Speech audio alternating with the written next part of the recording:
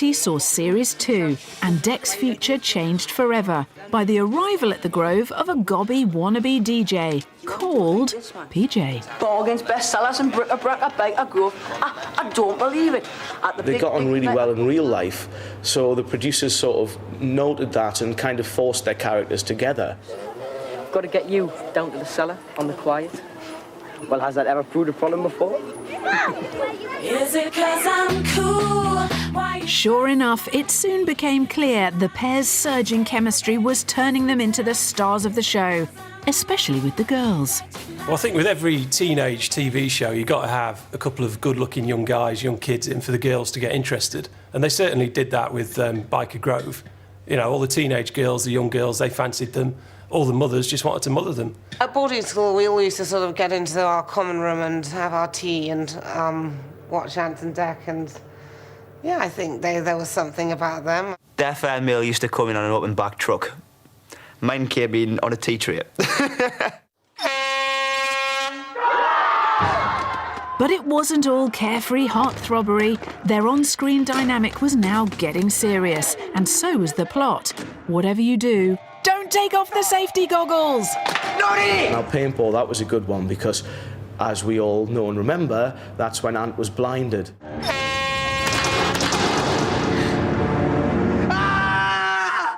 But I was first on the scene, though. I remember that. Went rushing over to Ant, and he looked like the Ultimate Warrior from the old WWF. He had all these kind of like yellow streaks down his face.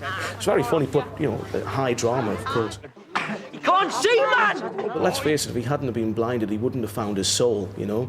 And then, you know, PJ and Duncan wouldn't have been invented. I was looking through the window, taking a light, thinking of the day. Nah, stop! The script called for a piece of music to have been written by the members of Byker Grove and performed in a nightclub with all the kids from Byker Grove. So open up your mind, don't you be a kid. Think about your life and what you're gonna do. Take into account the fun we could have had. Let loose like we used to do.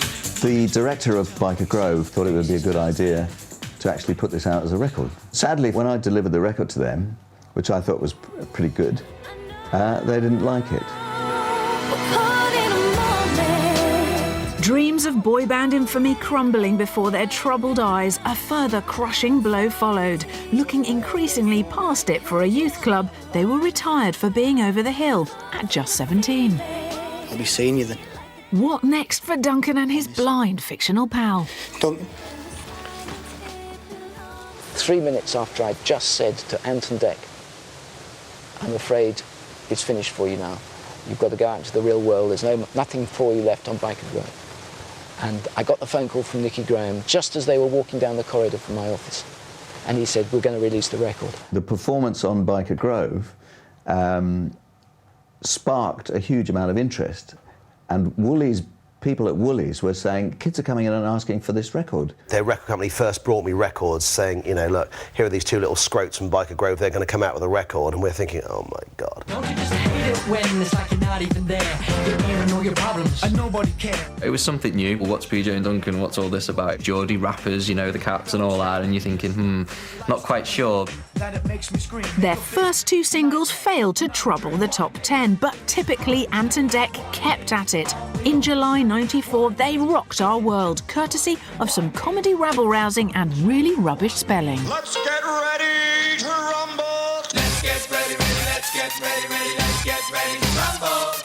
I don't think Ant and Dec were ever going to be serious musicians, but, you know, PJ and Duncan was the laugh. They were just taking the mick out of white boy hip-hop, a bit like Goldie Looking Chain did later on.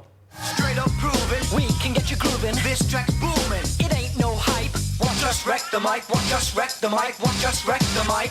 Sight. It was very tongue-in-cheek. It never would have been written had it not been for them. And for Our Sins, you know, it's the kind of song I think that gets on people's nerves now.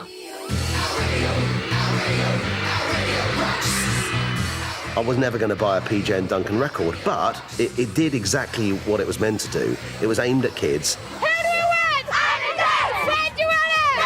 Teenage girls loved them. You were going to buy their records, whether they were good or whether they were bad. Why do you like PJ and Duncan? Because they're just totally gorgeous and they're really good singers and everything. I mean, the fans were mad. You know, you'd go to a gig and there'd be girls running after the van, screaming.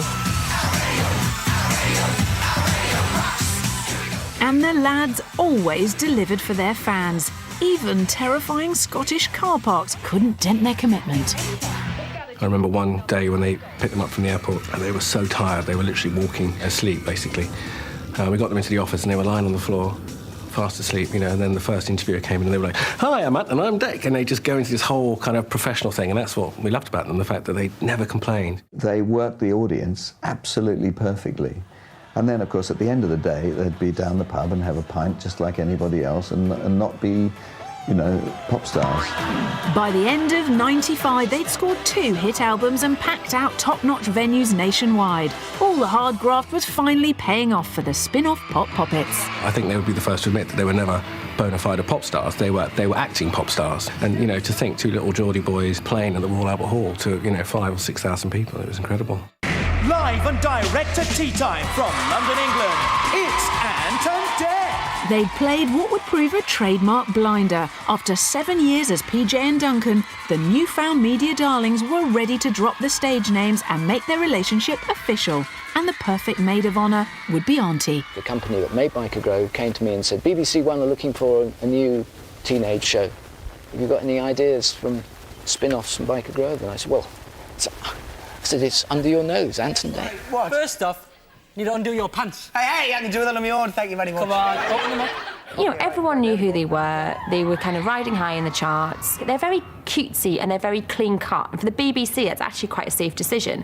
It wasn't like they were putting on 2 19-year-olds who swear, smoke, you know, take drugs on a weekend or whatever. Now next we'll pour the custard down the front and the back of the pants. Yeah? Oh, right, OK. You haven't just pumped, have you? There's a horrible smell coming out of it. It's that custard that I am. For the Ant and Dec show, we were just told that it had to be anarchic and just good fun, and that was a bit of a mistake, I think, because it was far too anarchic. We wanted to be a little bit outrageous, and it was David Walliams from Little Britain. He was writing with us at the time. And we were talking about what we could do, and we were thinking, would it be funny to shave off children's eyebrows? And obviously we thought, well, yeah, it would be funny, but let's shave them bald, that'll be funnier. Hey, I'm gutted. He's speechless, Dec. He is speechless. Oh, Stan, that's terrible, mate. That's terrible. Well, this is real, ladies and gentlemen. Is he going, Stan? Oh! And we did it, and all hell broke loose. What an absolutely nasty programme. A young girl having chunks hacked off her lovely long auburn hair because she didn't recognise a photo of a bald Jimmy Hill. That was a part of an Ant and Dec tradition. They're incredibly nice, incredibly likeable and sweet, but they're also, A, quite naughty, and B, quite cruel. You know, there is a real cruelty to loads of what they do, but they do it with the greatest smile. Like, you've got to think this is the nicest thing on earth.